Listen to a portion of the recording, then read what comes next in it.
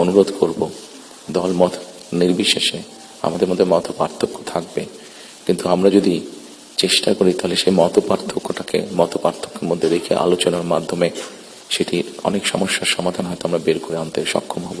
কিন্তু কোনোভাবেই সেটি যাতে মত বিভেদের পর্যায়ে চলে না যায়।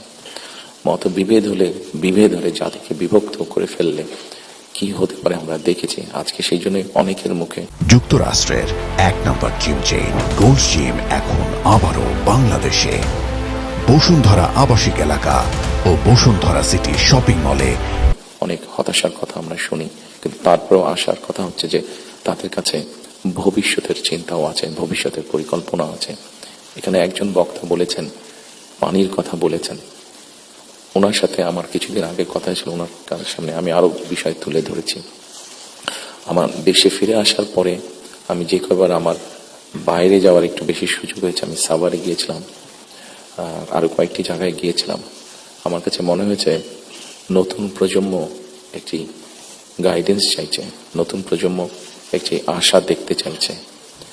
শুধু নতুন প্রজন্ম না, আমার কাছে মনে হয়েছে প্রত্যেকটি প্রজন্মই মনে হয় কিছু একটি গাইডেন্স চাইছে।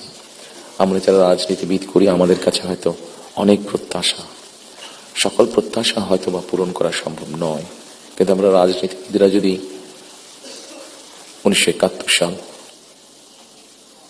1990 সাল, 2004 24 সালের 5ই আগস্ট এই সবগুলোকে আমাদের সামনে রেখে আমরা যদি দেশের স্বাধীনতা, দেশের সার্বভৌমত্বের জন্য কাজ করি, তাহলে নিশ্চয়ই আমার কাছে মনে হয় একজন রাজনৈতিক কর্মী হিসাবে আমি দৃঢ়ভাবে বিশ্বাস করি আমরা জাতিকে একটি সঠিক ডাইরেকশন,